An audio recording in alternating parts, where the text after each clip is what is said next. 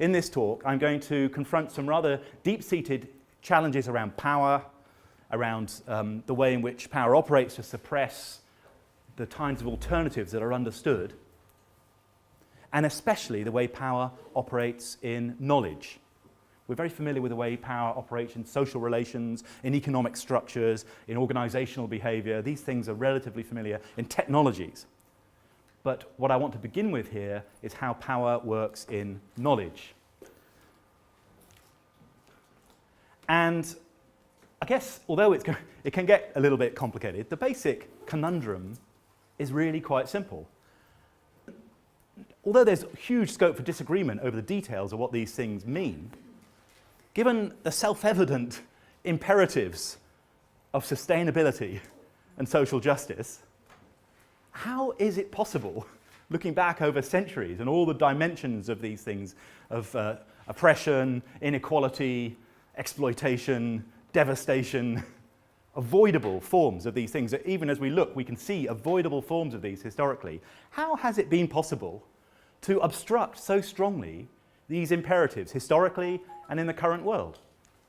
And although there are many, many different ways in which this is true, starting in ways that are often neglected with military power, for instance, through economic structures, class structures, etc., etc., in the end, there is no feature of this picture more prominent than the understanding, the belief on the part of those who are most disadvantaged by the structures that there's no alternative.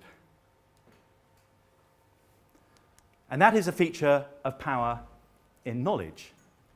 It's the way power shapes knowledge to suppress even the imaginations of different ways of doing things, technologically, socially, organizationally, etc. So to rather simplify an insight that comes out of social anthropology, a kind of rather old-fashioned structuralist kind of anthropology, but nonetheless, I think quite a pertinent insight. If you want to get a handle in a rather crude, coarse-grained way of the contemporary tensions in a society, maybe around gender, around caste or class, racial, get a handle on what those key tensions are in the current political environment, then ask about the origin myth. Because these social orders have a way of featuring in the ordering of where people think they come from. Well, where does the Enlightenment, globalized modernity come from? It comes from progress. Every level you look at it, progress features. Whether it be in biological evolution, where still, despite the fact there is absolutely nothing in evolutionary theory that says some random subset of organisms are higher or lower, that is hardwired into the way evolutionary biology speaks about life. Likewise, it's the way history is interpreted in different cultures, about succession of cultural stages, about how humans have changed from animals.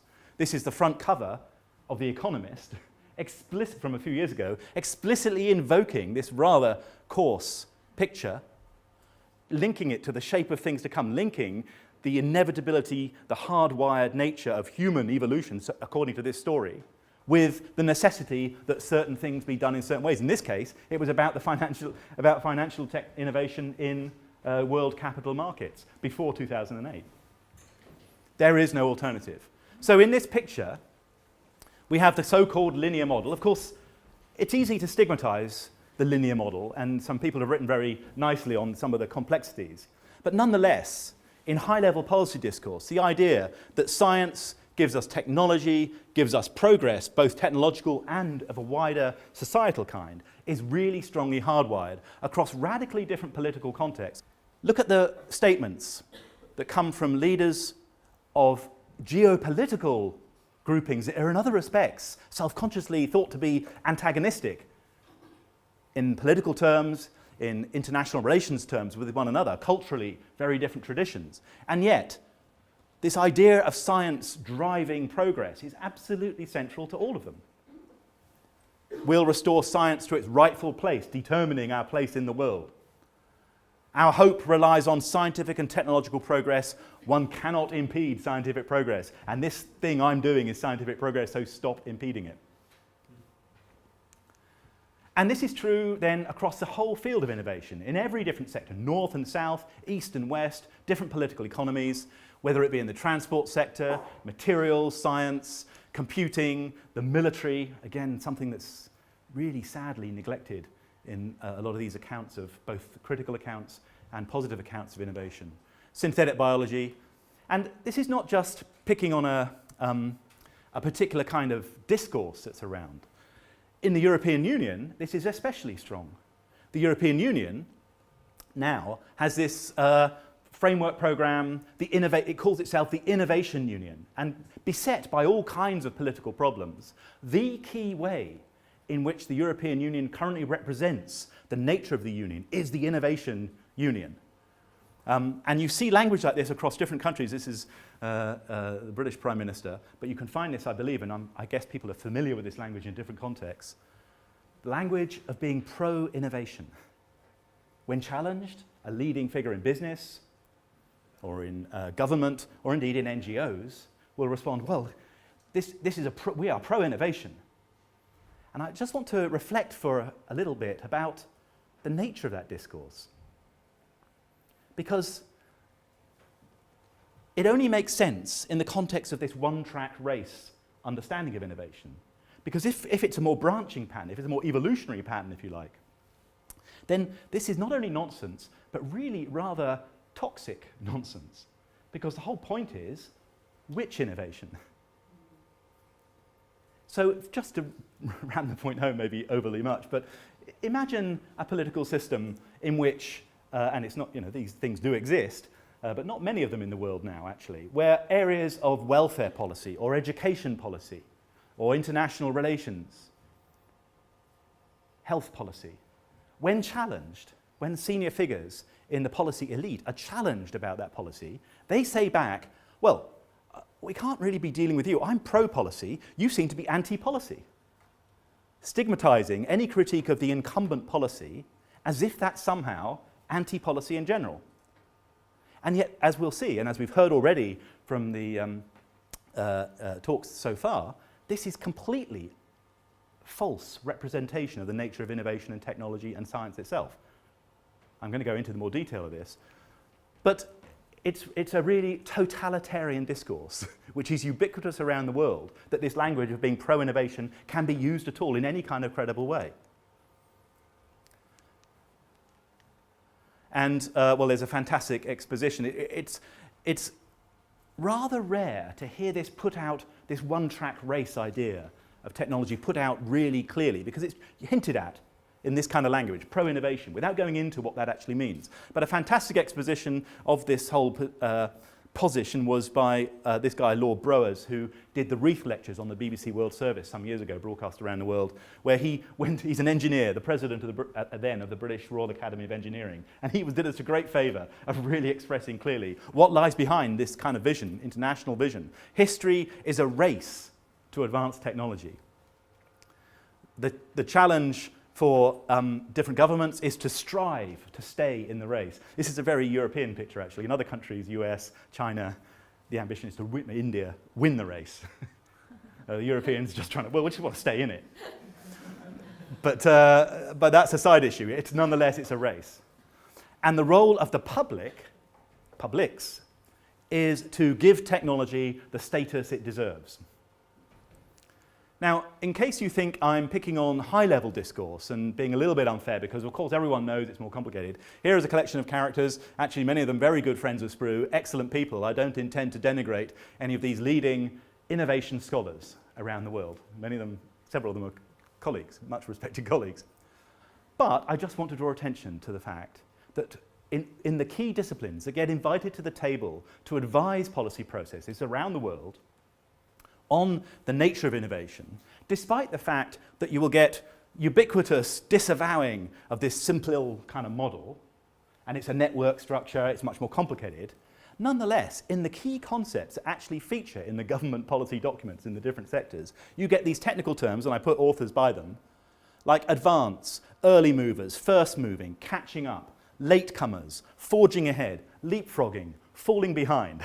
These are technical concepts, still current, very prominent in this field, and they have no meaning outside the context of a one-track race, whether it be in agricultural technologies or energy or health, whatever the sector is. The idea is there is some direction hardwired that we are going in, and the key challenge is how fast are we going, who's ahead, who's behind. So even the academic analysis, which on the face of it will say, no, Andy, come on, be fair, we don't actually subscribe to the linear model. Nonetheless, the effect implicitly of this kind of language, of these kinds of models, these kinds of structures to knowledge, is to highlight questions around how much should we do of this particular technology, how fast should we go, what might the risks be, and who's ahead and who's behind, very anxiously looking at other people. But what gets really systematically suppressed, there is no alternative underneath it, is questions of which way, what are the different options, the different pathways that we've been talking about, says who and why. And this is why STEPS is so interesting, why, although the pathways language is quite straight, it's quite simple, why we think it really carries an important message. And of course, the nature of innovation processes are highly complex. Here's a beach in Iceland to give you a kind of just an image of the kind of complexity. But the crucial feature of that is that this divergence in any given point, at any given juncture, in any given sector, there will be a number of alternative branching pathways for production of seeds, for developing an urban transport infrastructure, for handling waste, for dealing with security concerns. There will be a number of different innovation pathways, and henceforth I'm going to use the term innovation in the fashion we do in STEPS generally, alongside a lot of the scholarship in this field, to mean not only technological, but societal, organizational, institutional, indeed cultural as well. The unfolding innovation pathways are branching, and to a large extent irreversible, just like evolutionary processes of other kinds.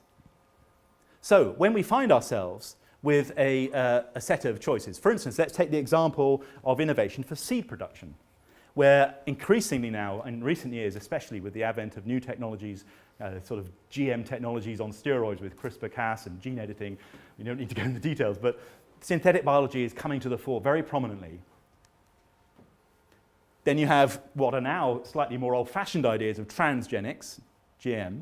Also, you've got cisgenics, where you don't take genetic material from any species, you take it from the particular species in question. Very different thing if you're transferring genetic material within a species or between species. So GM just rolls that together as if there's no alternative, it's just GM.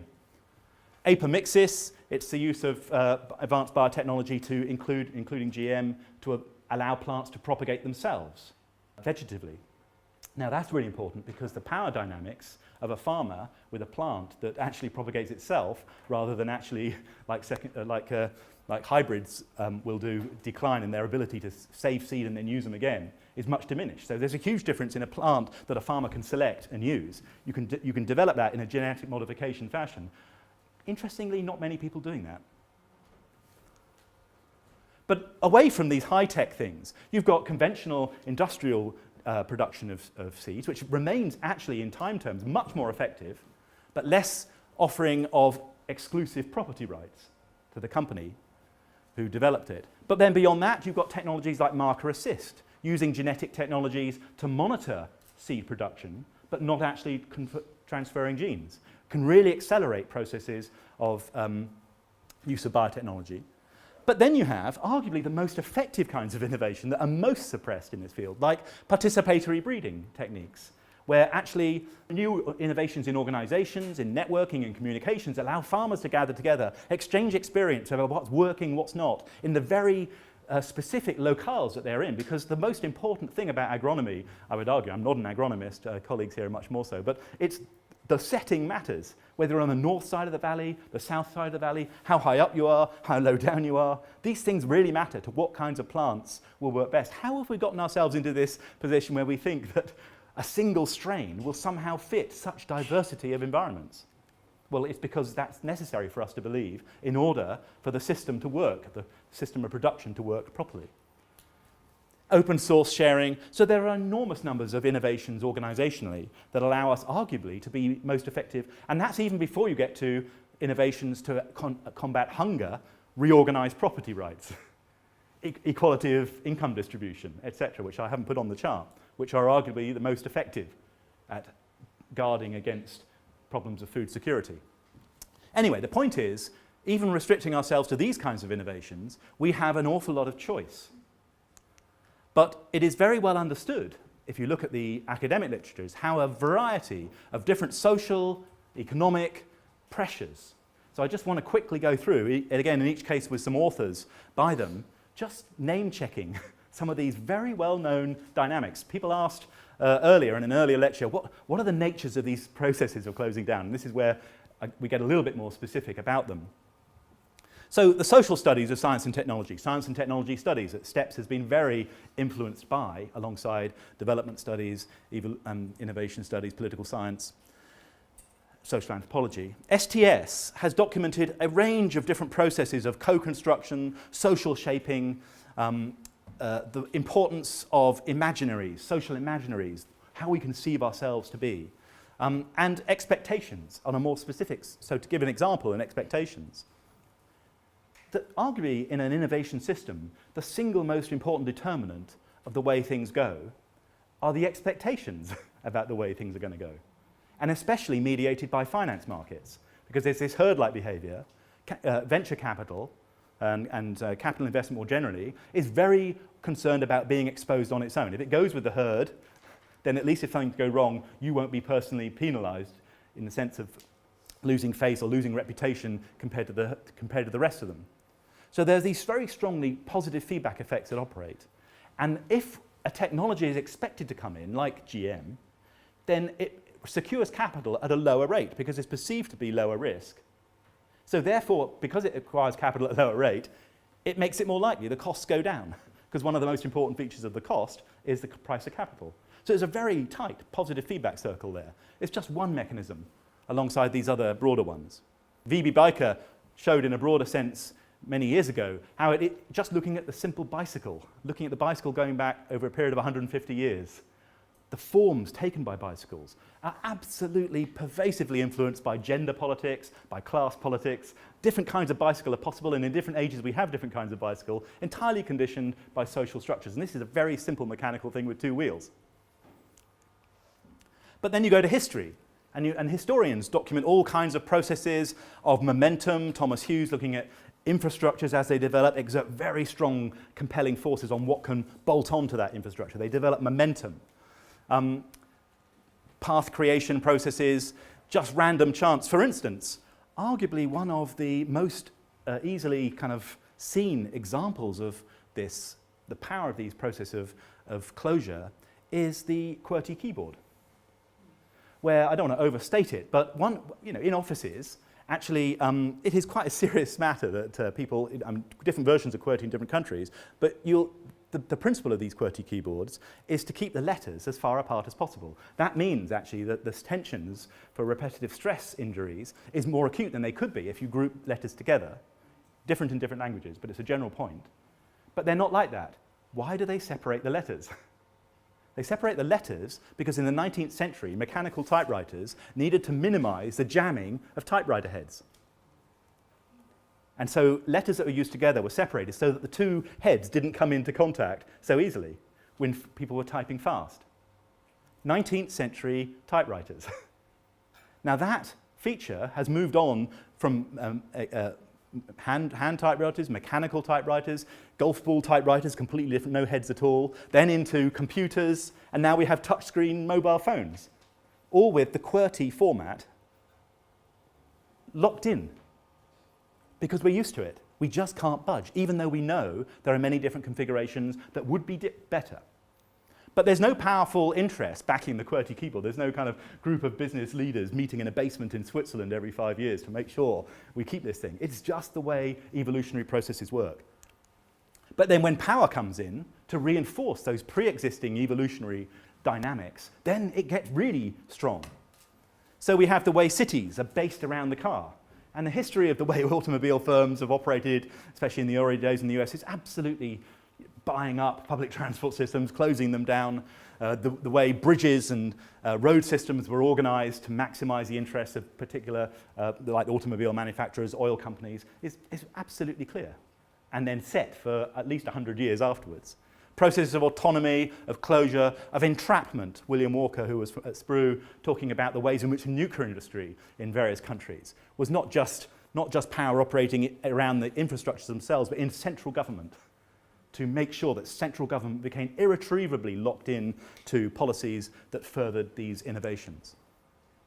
And even when we turn to neoclassical economics, to ostensibly take markets as read as if they existed without institutions, which of course they do not. But let's imagine with neoclassical economists that they do. Even there, mechanisms of homeostasis, of regimes and routines, of different trajectories in evolutionary economics have come out. So that, for instance, we have processes of lock-in documented by Brian Arthur in consumer products, very competitive consumer markets for computer software, for audio and video formats, which it is a consensus in the market that a product B, like the Betamax video, software other than Windows software. Actually, I've got to be careful, I'll have a lawsuit.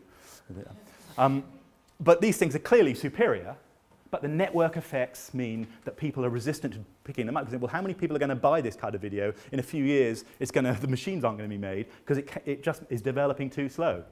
The hare and the tortoise, let's go for the tortoise, because at least it's going to, this is what everybody's going to go for. So even in competitive consumer markets. So I've elaborated that a little bit. Forgive me for taking some time on it. But when you ask, as several people have done, what's the nature of these forces that close us down and make pathways? These are some of them. And of course, the same is true in energy, even zero carbon energy. Arguably one of the most challenging undertakings ever attempted to move the global energy system away from combustion and carbon emissions to zero carbon. But even in that very, very demanding technological problematique, you find there's actually a plethora of different pathways through which it could be achieved. And of course, in the end, it's going to be a mix of things. But the point is, we cannot simultaneously optimize global infrastructures around all of these things together. The infrastructures are going to be optimized around centralized solar or nuclear power or carbon capture or high-tech urban eco-cities.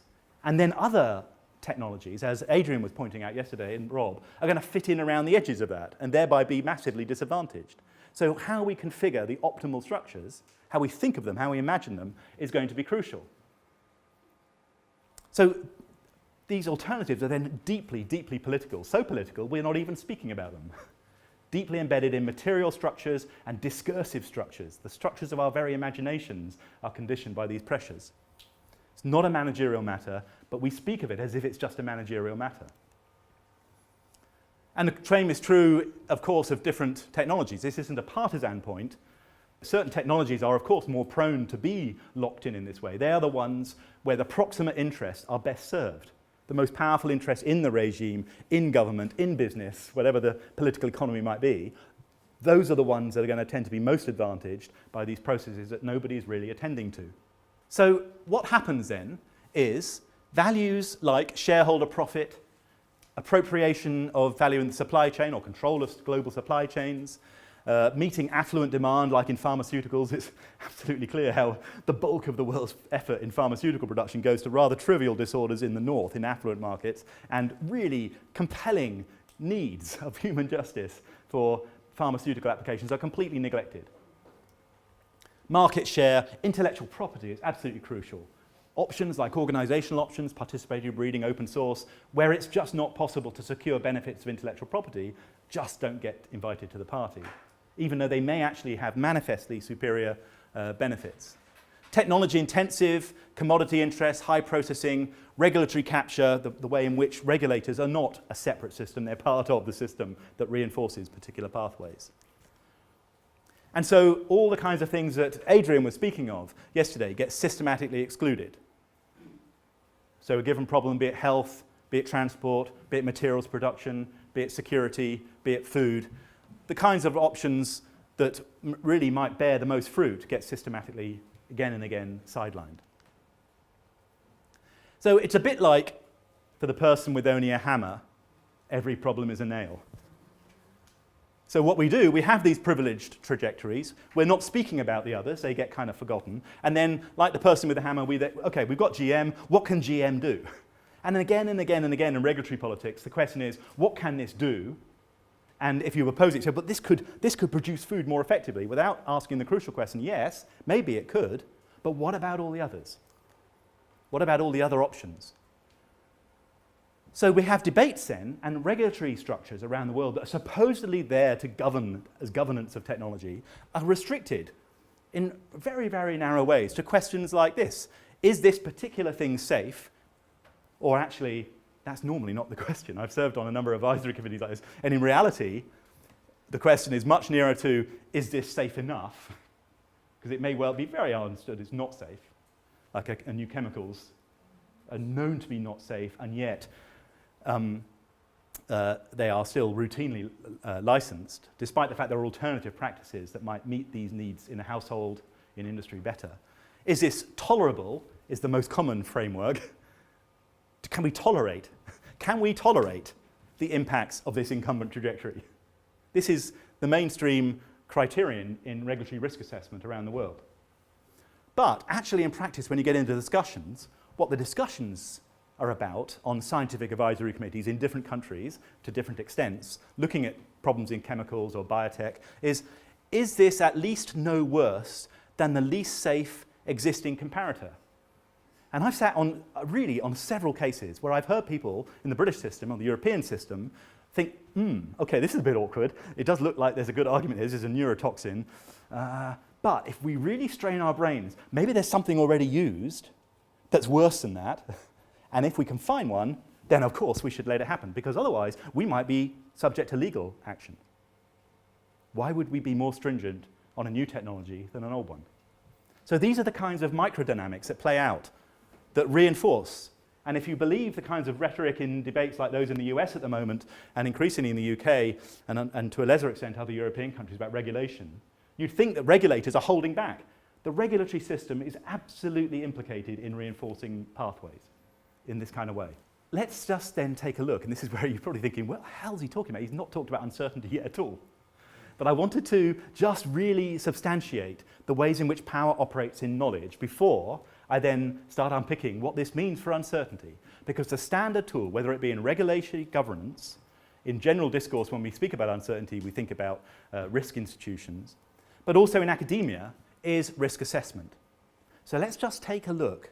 And one of the key challenges that gets made of people like me making these kinds of criticism is, yeah, okay, thanks for the philosophy, Andy, but at least risk assessment is practical. At least we know what we're doing. We've got methods, we follow the methods, dumpty-dumpty-dum like this, and then we get an answer. Okay? And that's true.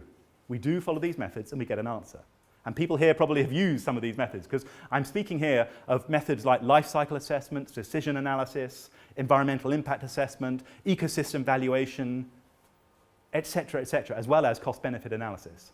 So this whole array of quantitative methods will give you an answer like this, typically. So here we have arguably the most well-documented area anywhere in the world for the study of alternative choices is in the energy sector, where techniques like life cycle and energy input analysis and risk assessment are arguably best developed. So if I can make my point here, my argument is you can make it anywhere, in transport, in pesticides, etc., etc.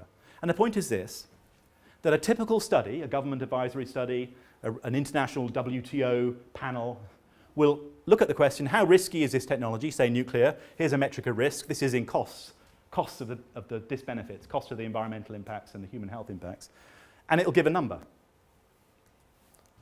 And on the relatively rare occasions, and they are rare, when actually the study looks across a range of different options and said, how do these compare?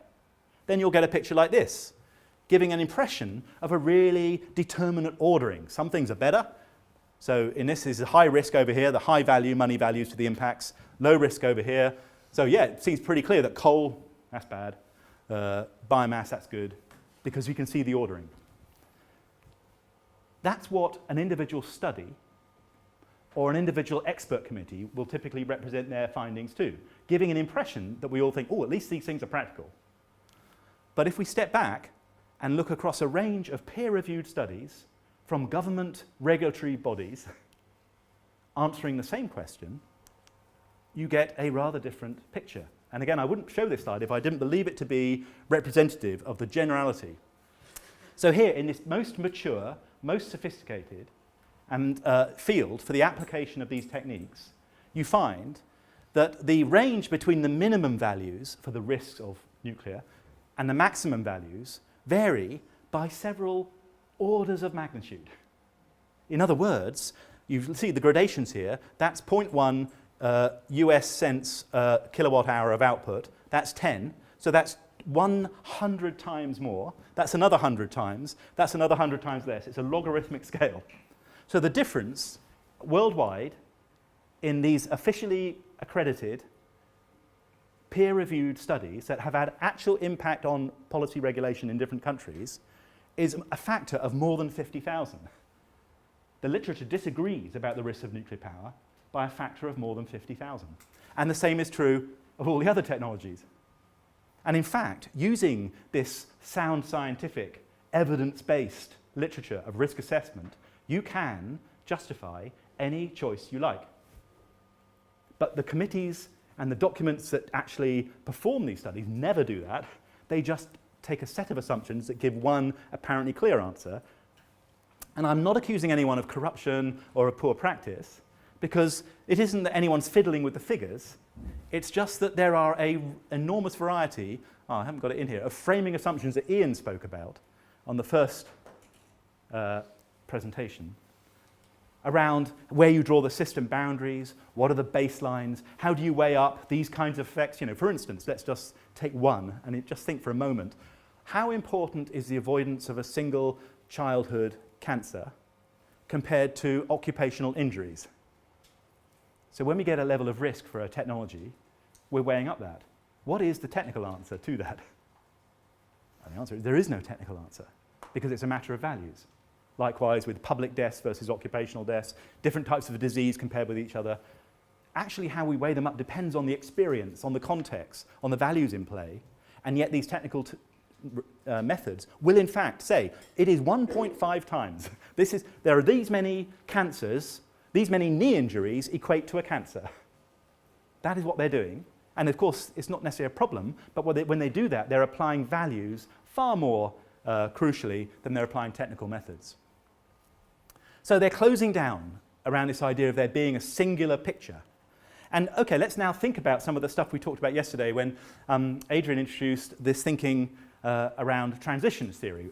I thinking that Adrian himself has critiqued in exactly this way. In fact, we've worked together on some of these critiques. So the transition idea, just because we're moving across to thinking about sustainability or being overtly, ostensibly progressive in the way we think about technology, does not mean we escape this dynamic. Because, look, when we get into this field of transition studies, or indeed of transitions especially engaging with policy making, we get the word "the" right at the front. Again and again. The most important word in transition studies is the word "the," the definite article, "the," as if it's one thing. So we may not know what it is, but it's one thing. So we don't need to talk about what it is. Let's just do it. Adrian outlined the importance of visions. You establish a vision, and then you work around that vision without necessarily asking, well, whose vision was this again? Well, of course, even acting as benignly as often is the case, and no one is being accused here of a lack of integrity, but even with the best will in the world, if you're a privileged person, you do your best, but you're doing so under particular assumptions, under particular structures, which may not suit other people. So you have this host of documents from European context looking at the energy transition. We have different government policies, we have timelines, we have handbooks, we have guidebooks, we have models, we have roadmaps of the transition. And this is a little point that really underscores the message of this talk. Roadmaps. Why do we use roadmaps? Reassuring. Reassuring because we don't know which road to take. I challenge you to look, because these things are all over different countries now. Take a look in whatever setting you're in at the local roadmap of the technology. I guarantee you there will be just one road on that roadmap. Who needs a roadmap when there's only one road? It's a really great example of the way this, yes, it's a roadmap, but it's got one road. And you see this across different national settings, and here is a wonderful document from the European Union recently, quite an important document in its moment, around the energy system, configuring the energy system, and on the cover, on the front cover of the document, I was so excited when I saw this, I actually started talking about it to my partner and she told me to shut up. But I was so excited because actually on the cover it says, implementing the EU energy roadmap, at what cost and at what speed. It actually tells you in very large letters on the front the questions you're allowed to ask of this roadmap. Here are the framing assumptions that somehow got mislaid. But there's this whole range of different framing assumptions that go into the framing of whatever is conceived to be the central strategy. So again, this is not a politically partisan point. All these dynamics operate around whatever is actually, in a particular context, a dominant discourse. And I don't want to spend a lot of time on this, but arguably we see this kind of dynamic playing out in sustainability in other ways, like notions of the Anthropocene and planetary boundaries, despite the importance of these things, and I don't want to denigrate their value in particular ways. But nonetheless, they construct the world as a world of control, of a world, and Melissa's going to say more about this, so I won't spend much time on it. But I just want to make the point here, when you hear Melissa unpacking this in more detail later, that this is the same kind of phenomenon. Structuring knowledge as being about the challenge of control, of managing the control variables of the Earth, that the planetary preconditions are non-negotiable and humanity needs to respect them. That is exactly the language from the innovation studies I pointed to earlier. Your job is to respect us telling you what the only alternative is. There's no alternatives, no uncertainty, no compromise. Humanity is a we, as if there are no differences of interest or values, a control force that's taking control of the planet. So these are leading figures in this discourse, and it's exactly the same kind of structuring of knowledge to reinforce notions of control. Now, let's just unpack in a different way some of the things that we know about knowledge. And again, when I say we here, I mean no matter what position or perspective you come from, it's pretty difficult, I would say, to refute. And the fact that I've asked, we have to hold questions to the end puts me in a privileged position. But I do look forward to you, please do refute these in discussion. And we'll talk about it through the course of the day. But let's just think about some things we know about knowledge. First of all, the insufficiency. And I'm going back here to, in different philosophical traditions, a long way. The notion of just because we can doesn't mean we should. So in areas like neuroscience, with notions of human enhancement or autonomous systems, the fact that we can build these things, we can conceive of them, is taken when subject to these powerful reinforcing forces as, well, yes, we should, because otherwise, what other people are going to do it, let's do it. But of course, it's very selective which particular kinds of things we can do. We can build societies much more equally. We can have institutions that allow open source sharing. We can actually have different sorts of structures that challenge the inequalities that maybe come out of these technologies. But it never works to say we can, therefore we have to, because they're not favoured by the same kinds of powerful processes. The incompleteness of knowledge. Again, risk assessment is predicated on the idea that if we know how to make a particular chemical or a particular biotech product, then the knowledge necessary to make it is of course sufficient to understand its implications. So this goes back to, in the Chinese tradition, Lao Tzu, the philosopher, Socrates in the Greek tradition, John Maynard Keynes, the famous economist of the last century, explored different implications of the incompleteness of knowledge, the fact that the unknowns are as important as the knowns. So in an area like nanotechnology, and whether there might be unknown effects of these hitherto unprecedented compounds on health, different toxicity vectors, different ways in which they interact with biological systems, what we don't know about them is taken as, well, they don't exist. And that leads then to a suppression of an understanding of how indeterminate the world is. This is Donald Rumsfeld. But it's interesting that this confidence about this is the way the world is, this is how knowledge, the only way in which one could reasonably structure knowledge, when it comes under threat is relatively rare. And it's when the normal hubris of these assertions is challenged by events. It's rendered more humble by events. So if you lose a war and become isolated on global world stage, then no matter what your political convictions, you're forced into a position like this. And it was very interesting at the time that the US security infrastructure was starting to recognize actually the most important things are the things we don't know, was at the same time as in the World Trade Organization, the US State Department was really strongly resisting precaution, which is predicated on what we don't know in product regulation. So the humility was forced in one sector, but in the other sectors, risk assessment got emphasized really strong on the basis, don't come to us with uncertainties because we know what we know.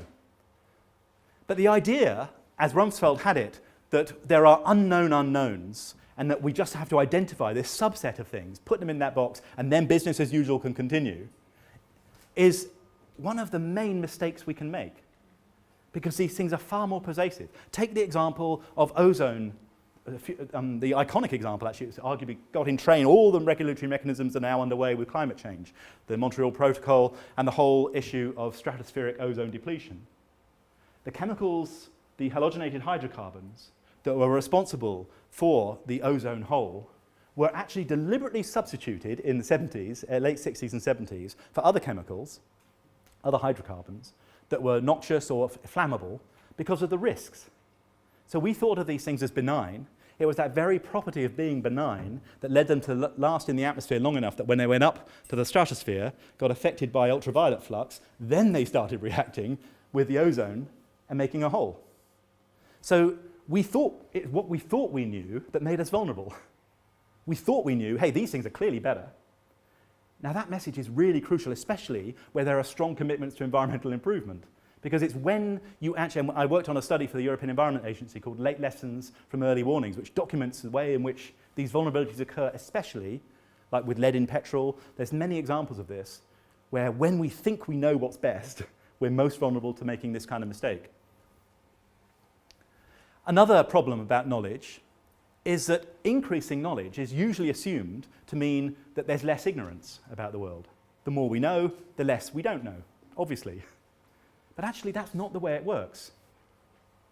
Einstein actually came up with a nice analogy, which has been built on by others, including Jerry Ravitz, Ulrich Beck, which is that if you picture knowledge like a circle, then our experience of the exterior of that circle, our experience of ignorance and uncertainty, is the perimeter, the circumference of the circle. As the circle grows, the circumference grows. As the knowledge grows, our experience and vulnerability to ignorance and uncertainty grows too.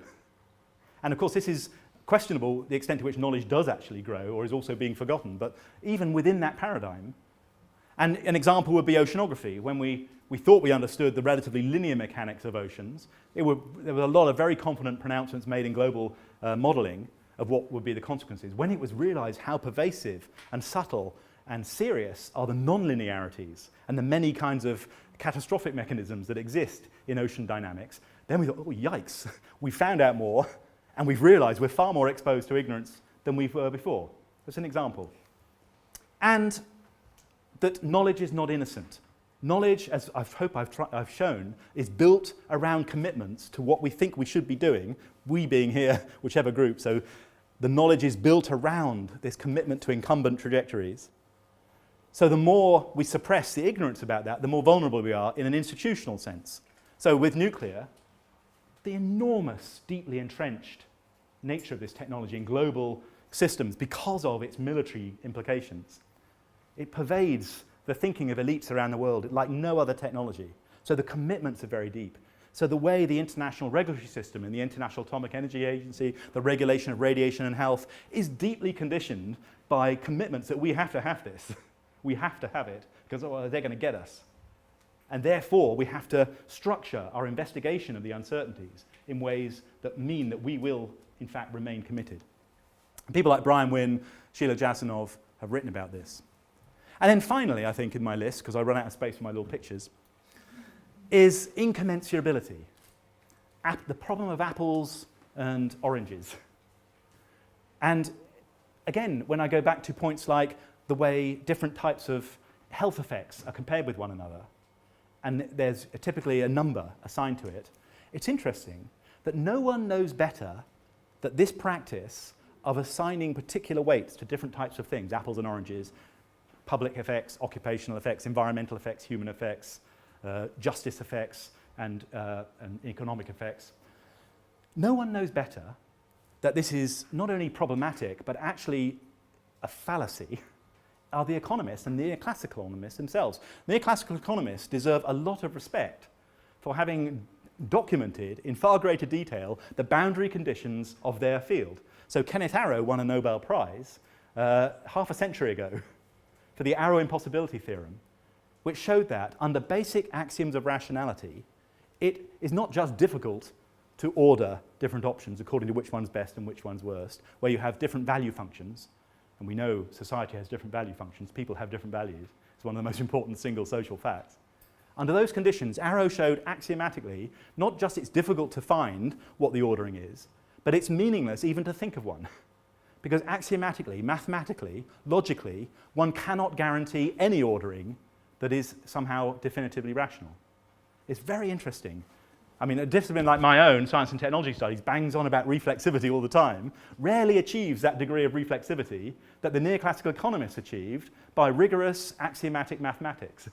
And yet, and people learn it in 101, but it's completely forgotten when economics is applied to regulatory challenges, where all the time, again and again, it's claimed that we've done the ordering, here's the best, here's the worst. It refutes the basic axioms of rational choice that they profess to actually perform. This should get me in trouble when it's put on the web. So, representing incomplete knowledge as risk is deeply problematic. The reason we do it is because it's so expedient. It's seeing like power. I'm taking a phrase from James Scott, seeing like a state, but just thinking about how power needs the world to be this way. It needs there to be particular answers that it can invoke to justify itself, and that's why these techniques are so important. So now let's start turning towards the solutions to this. So I close the lecture and think about something a bit more practical before on Friday we unpack methods a bit more. And I find it useful to think like this, because let's just adopt the framework of the risk assessment paradigm that's ubiquitous around the world as the hammer to hit the nail of uncertainty. Risk assessment in different sectors, in different countries, this is ubiquitous. The World Trade Organization, the FAO, all use these techniques. Epidemiology, as Ian was talking about. So the idea of risk is you have two basic parameters. You have the knowledge about the likelihoods to which we assign probabilities from 0 to 1. The nearer to 1, the more highly expected it is. And on this parameter, we can have either a high degree of confidence or a low degree of confidence. Now, actually, the economist Frank Knight, back in 1921, first made the distinction between uncertainty and risk, based on the idea that actually there are some occasions when we cannot be confident in our probabilities. Now, it's very intriguing how suppressed that is. Uncertainty is routinely used in modeling, climate modeling, ocean modeling, agricultural modeling, around the world chemicals modeling, but the uncertainty that gets used in regulation is one where we assign probabilities, which is risk. So I'm not here trying to make a point about insisting that the name gets used. I'm just pointing out that even the situation in which we are not confident in assigning probabilities is effectively denied a name in existing regulatory structures. And yet there are all sorts of systems, open dynamic systems, low frequency events, human factors like if you look at nuclear accidents, what causes them is always, well, apart from the Fukushima, which has also mediated a number of things, but if you look at Chernobyl, where somebody was performing an experiment, 3 Mile Island, there was a key fob blocking a particular light at crucial moments in the accident story. Human factors play enormous, what the engineers call human factors, enormously important roles, and they're completely excluded from the risk assessments. Changing context, in a changing world, uncertainty is much more the rule than risk. There is this other parameter in risk assessment, which is not just the probabilities, but the possibilities, the magnitudes of the things that might happen. The magnitudes of the health effects, the severity, or the benefits. How big are they? It's a separate question. And in typical risk assessment, you multiply probabilities by magnitudes, sum it up over all the states, and you get your answer. So on this other axis, we have ambiguity, where it's nothing to do with not knowing the probabilities, it's to do with the issues I've mentioned around knowledge about, well, what is benefit, what is harm? On the GM issue, are we just talking about safety in food? Are we talking about ecosystem damage? Or are we talking about harming the livelihoods of farmers? The definitions of harm, whose values, whose interests get highlighted? How fair? What are the alternatives? What kinds of other options should be considered, are all matters of ambiguity rather than uncertainty or risk. And then there's ignorance, where we acknowledge we don't know what we don't know, where we have things like, the ever-present possibility of examples like chlorofluorocarbons or endocrine disrupting chemicals, a whole kind of chemical whose very mechanisms of interfering with humans and ecologies it interferes with our endocrine systems. That was completely not even thought of as a mechanism. It wasn't a conventional toxic mechanism. So ignorance, the fact that new options may arise, surprising conditions may eventuate, our exposure to surprise. Arguably the single most important lesson from environmental issues over the last few decades is this dilemma of ignorance, where we don't know what we don't know.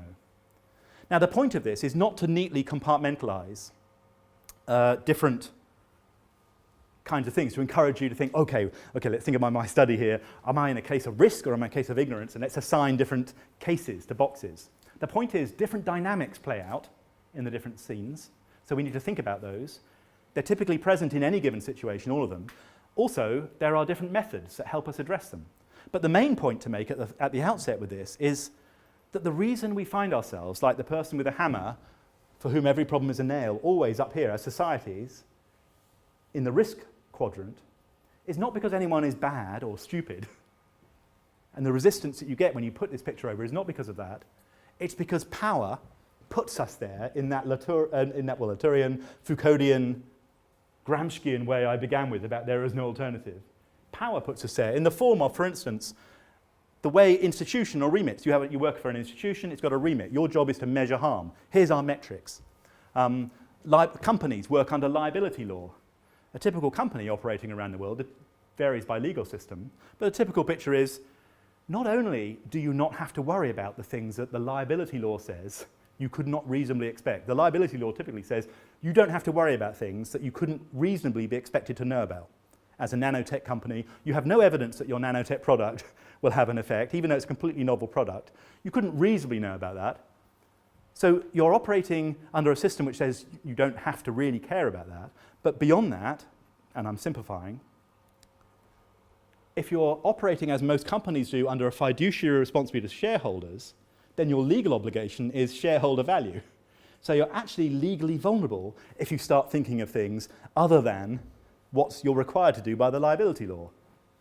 So the fact that there's limited liability on a lot of products around the world automatically puts companies in the position of not having to worry about ignorance, worry about uncertainty. If something happens as a surprise, they not only don't have to, but they would be in trouble if they tried to think of it. Now, many companies do, in honest ways, try to circumvent this, but it's the basic structure of the political economy. And then when you secure insurance, then you move from uncertainty to risk. But the uncertainty hasn't gone, and the ignorance haven't gone. The institutions have put us, or put some of us, those responsible for the decisions, those accountable for the consequences, the institutions have put them in a position of actually being protected.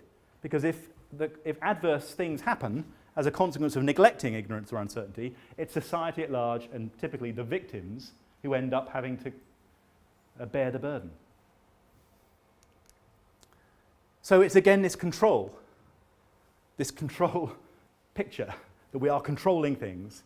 I won't go into it now, but this is a picture from climate geoengineering. The idea, which is increasingly prominent, for instance, that the solution to global climate change is to control the world's climate. It's a risk assessment-based thinking that arises only from suppression of all these kinds of realities of knowledge.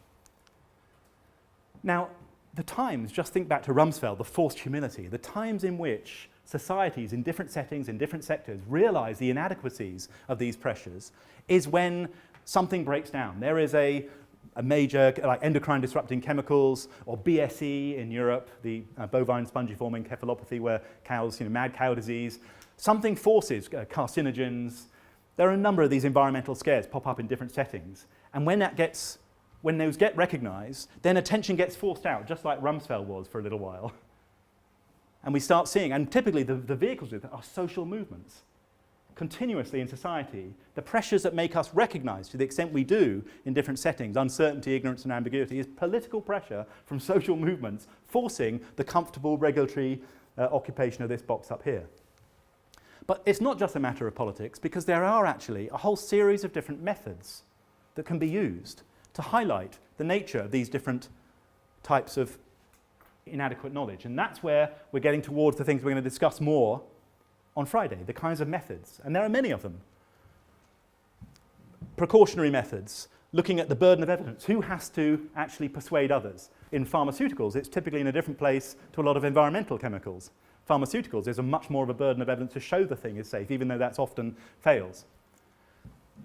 Interval analysis, sensitivity testing, looking at your model, not just at what answer it gets, but actually if you play with the parameters of the model, what envelope of answers can you get? Engineers routinely use sensitivity testing in modeling structures like bridges or large buildings. So they look at tensile strength or thermal conductivity of the materials to find out if the structure is safe. They'll sensitivity test it. What's the performance envelope? Engineers, quite self-confident, and rightly so in many respects, will use sensitivity analysis routinely for their own complex systems. But economists will never do this. So implicitly, we're treating intercoupled technological, economic, and social systems and environmental systems as more simple than just a building. Because we know that if we perform sensitivity analysis, we'll get a completely open picture. Likewise, there are plenty of methods for dealing with ambiguity, participatory processes, of course, desirable depending on our commitments for all sorts of democratic reasons. It's quite distinct from this. But even just thinking about knowledge and the quality of knowledge, actually engaging different perspectives about different values, different understandings, like for instance, bringing the farmers in from the field to talk about the actual conditions of use of a pesticide. Because in the regulatory system, it's assumed, well, if you write on the packet, do not use this without gloves, then that's fine. Or make sure breathing apparatus is used in the vicinity, then that's the regulatory problem solved. But if you go to the actual farmers and find the conditions of use, it's typically ridiculous, these parameters that are put in the instructions. But you don't know that unless you brought in people directly concerned. So there are all sorts of ways in broader terms of looking at different scenarios, different sort of things John talked about, and we'll talk about more in the Kenya Mays study, looking at different options. These are primarily issues that only come to the fore when you engage people in respectful, serious fashions, equalizing as much as you can power relations. And there are many techniques, quantitative and qualitative, scenarios, backcasting, interactive modeling, multi-criteria mapping, which we'll talk about, Q method. All these methods are available to do that. And even where we don't know what we don't know, which is apparently very philosophical, there are still a whole bunch of practical things can be done, like the Cinderella in the fairy tale, the European fairy tale, Cinderella, who wasn't invited to the party. These methods don't get invited to the regulatory or governance party. Civic research, citizen science, monitoring, just allowing people to monitor in ways that actually one of the examples on Adrian's video showed yesterday. Allowing people to monitor themselves, what they care about. You get a lot of surprises coming to light that way, which are inconvenient for others. Looking at flexibility, reversibility. For instance, it doesn't require a pretense at knowledge to say, well, we are really unsure. There is deep ignorance here. So when we look at our options, say energy options, whether nuclear power or wind power, let's acknowledge wind power is also uncertain. It could have some nasty surprises. But if we get a bad surprise, how easy is it to reverse from wind compared to reverse from nuclear? It's a lot easier to reverse from wind. You take down the pylons, the manufacturing infrastructures can be applied to other kinds of manufacturing. Nuclear is a dedicated industry with absolutely unique features, and it's very difficult once you produce the waste to then not have a nuclear industry to look after the waste.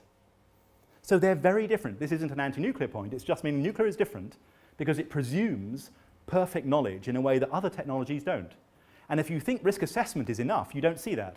It's only when you see ignorance, then you see that it matters, and that actually adopting technologies that are more flexible, more modular, allows you to learn in an adaptive way. And diversity, not putting all your eggs in one basket. Again, by broadening out the portfolios, you learn better which ones are working, which ones not. Not anything goes, but just a more judicious choice of different options. So there are plenty of practical things, and we'll speak about them more and the methods used.